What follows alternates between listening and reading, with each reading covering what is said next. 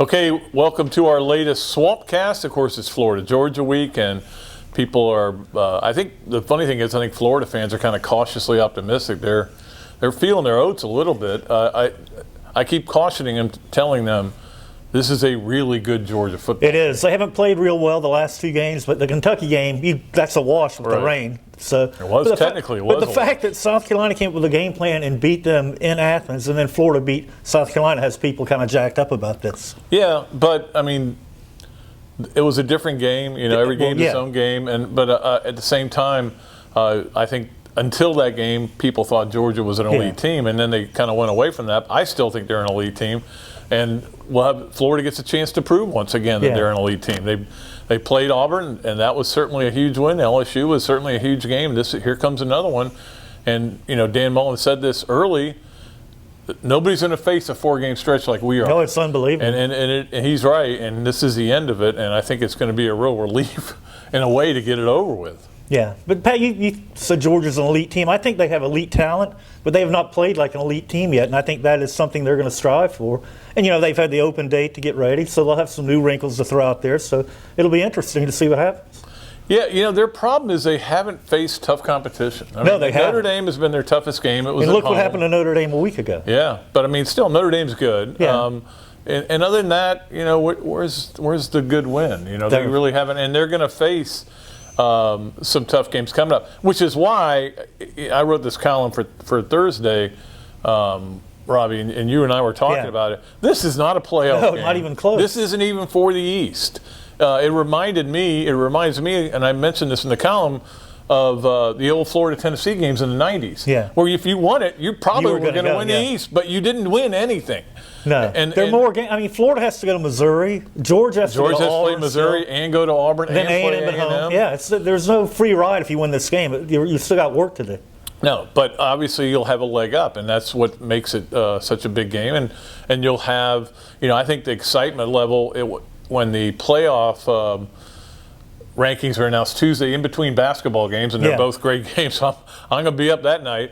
You know, I think if Florida wins, people are going to look at Florida differently, and they're going to watch that playoff show and say, where are they? 5th, 6th? You know, wherever they are, it's not going to matter. So it's amazing how they've climbed, though, Pat, steadily. I mean, people didn't respect them a whole lot, and then they beat Auburn, and everything kind of changed. Then they went and played LSU toe-to-toe, and then beat South Carolina on the road, scored 38 points. So I think people are starting to respect Florida now, and if they win this game, they're going to be considered a playoff team, and potential playoff team. That's going to be part of my podcast, how quickly they'll turn on them. Well, yeah, exactly. If they don't. But I think right now, there's no question that people have a different look at Florida. And look, guys, this game is going to come down to what all big games come down to: turnovers and running the football. Because well, Florida can't run the ball, so they have to run the ball by throwing it short. And they have to stop the run. And I'm not saying shut it down, but you can't let somebody go. You know, for example, Swift last year had 104 yards, and yet their game was a passing game against Florida. The thing with Swift, he's a game breaker. He's going to get his 100 yards, Pat. But don't let him get 180 or 200 on him. And don't let him get 100 yards on 12 carries like they did last year. Big chunk plays. You can't have that. Yeah, they've got to do a better job. And we'll see. Like I asked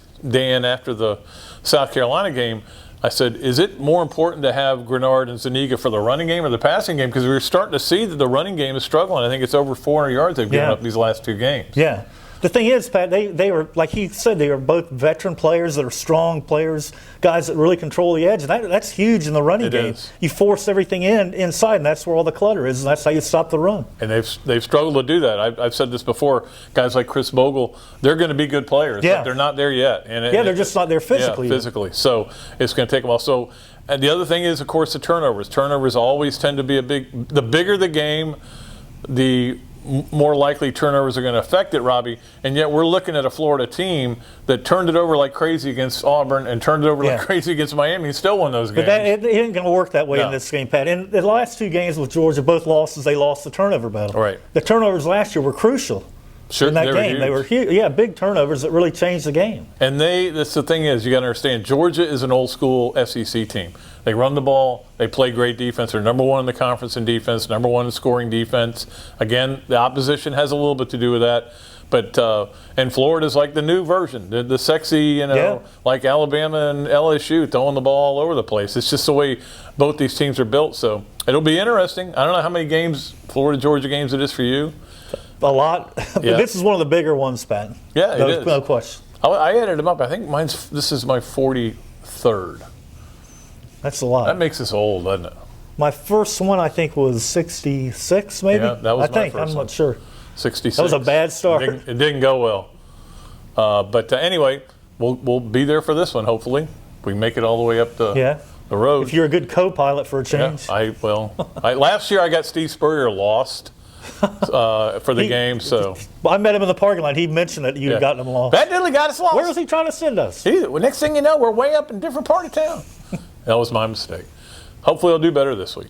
Until next time, when we come to you from, what is it called now, TIAA Field? Yeah, it's not Everbank anymore, or whatever it was. I'm just going to call it the Gator Bowl. Yeah, Gator Bowl. Yeah. Until then, when we tell you what we thought of the Florida-Georgia game, we'll know by then. This is Pat Dooley, Robbie Andreu of the Gainesville Sun saying so long from the Sunshine State.